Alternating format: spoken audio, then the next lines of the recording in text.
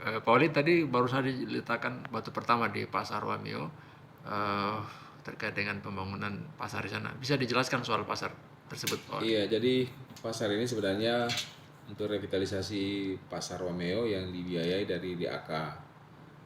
Dan kemarin kita lihat secara perlahan kita lakukan upaya penataan.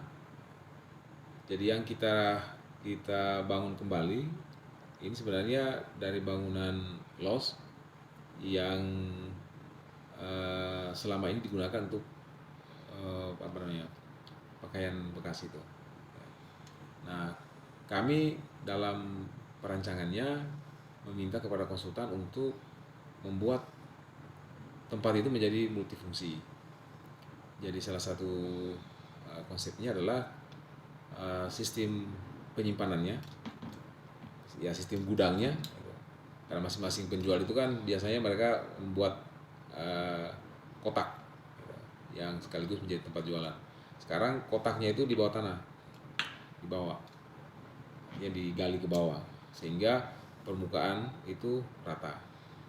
Ya, ini satu apa namanya, keinginan bahwa kalau di pagi hari mereka bisa berjualan pakaian, menjelang sore hari tutup, mereka semua pakaiannya disimpan kembali ke bawah sehingga posisi lantai tetap rata. Nah, ini bisa lagi malam hari bisa digunakan oleh kelompok lain misalnya atau mereka sendiri yang ingin jualan kuliner tradisional.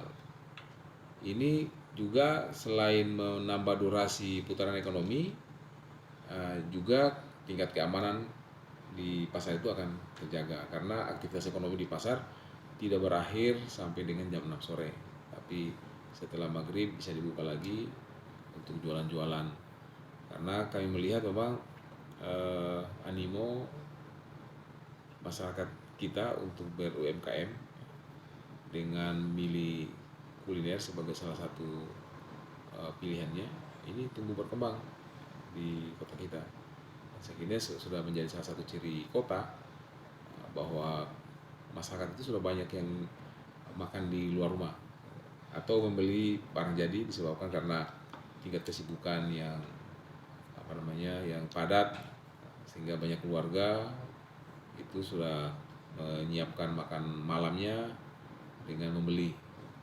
Ini harus ditangkap juga oleh kelompok-kelompok UMKM untuk bisa mengisi ruang-ruang yang dibutuhkan oleh masyarakat itu.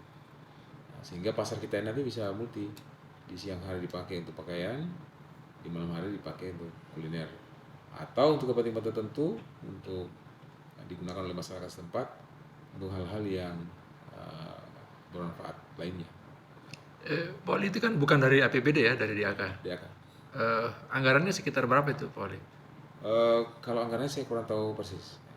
Itu bisa memuat berapa lots UMKM? Ya di atas 40-an. Oh, berarti besar sekali. Jadi yang ada sekarang itu berarti pedagangnya bisa bertambah kalau begitu, Pak Wali ya? Ya, di yang sekarang karena kita buat seefisien mungkin, kemudian dibagi secara rata, pedagang lama dapat. Ya.